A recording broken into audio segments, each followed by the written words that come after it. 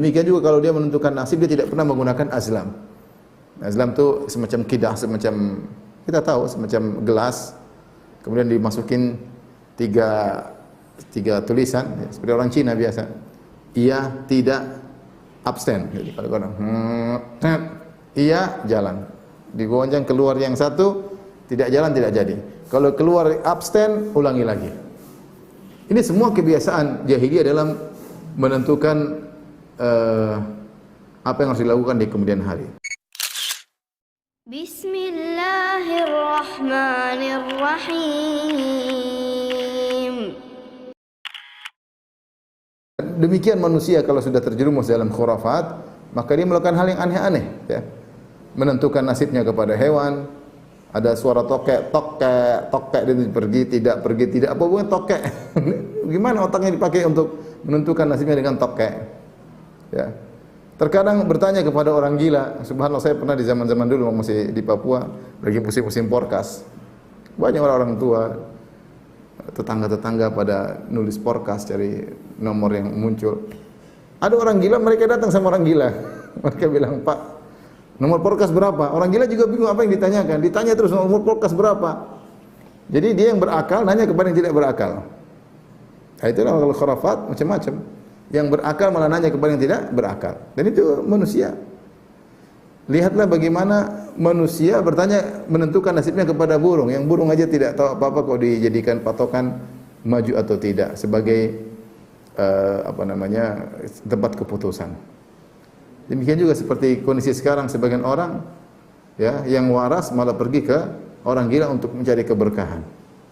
Tidak tahu yang wali yang mana, yang waras atau yang gila. Namun demikianlah, kalau khurafat sudah masuk dalam pikiran seorang, dia bisa melakukan yang aneh-aneh. Sebagaimana kita tahu orang, manusia menyembah sapi, manusia menyembah batu, manusia menyembah pohon. Semua itu dari ketidakseimbangan dalam akal, ya.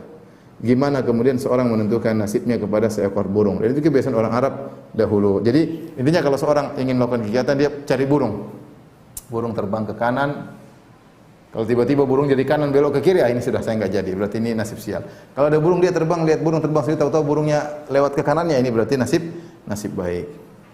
Dan kemudian Imam Syafi'i berkata, kita lanjutkan, wa qala al-Hutai'ah yamdahu Aba Musa al-Asy'ari.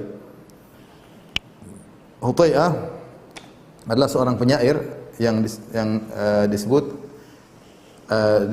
namanya Abu Mulaikah Jurul bin Aus bin Malik al-Absi. Dia adalah seorang penyair mukhadram, yaitu mendapati zaman jahiliyah, yaitu mendapati zaman Nabi sallallahu alaihi wasallam. Namun dia tidak masuk Islam kecuali di zaman Abu Bakar. Dia tidak masuk Islam kecuali zaman Abu Bakar, sehingga dia tidak dikatakan sebagai sahabat.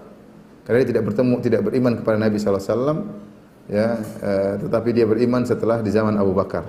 Dia pernah memuji Abu Musa al-Asy'ari, sahabat yang mulia, dengan perkataan dalam syairnya yang ditulis dalam diwan Al-Hutai'ah.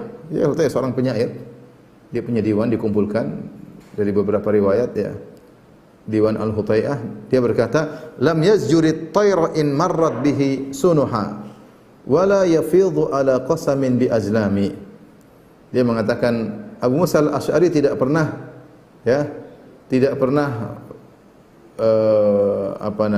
melakukan tatoyor dengan menghardik burung, ya.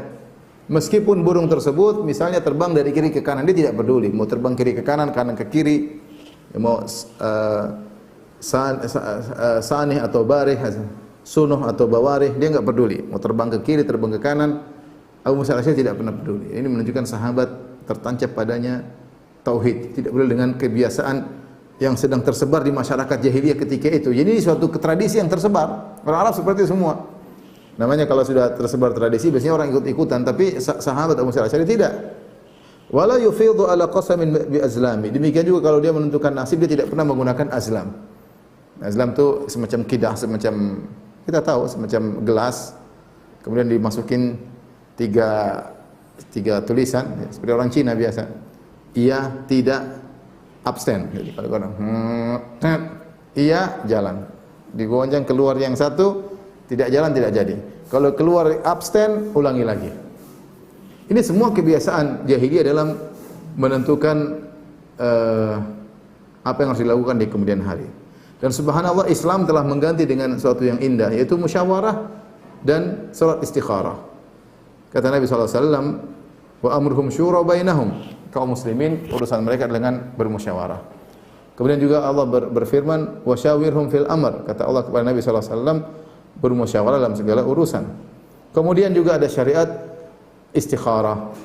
Istikharah menyerahkan urusan kepada Allah, jangan serahkan kepada tokek, jangan kepada burung, jangan kepada kodok, jangan kepada, serahkan sama Allah Subhanahu wa taala.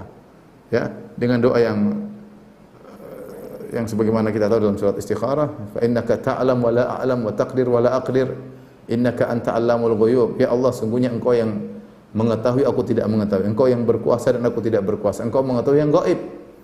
Allahumma in kana hadzal amr khairan li. Ya Allah, jika perkara ini baik bagiku dalam segera atau belakangan di dunia maupun di akhirat, maka mudahkanlah untukku, dan jika buruk maka jauhkanlah dariku. Siapa yang menggabungkan musyawarah istikharah maka tidak akan pernah menyesal. Tidak ada orang menyesal jika telah bermusyawarah dan telah beristikharah kepada Allah Subhanahu wa taala.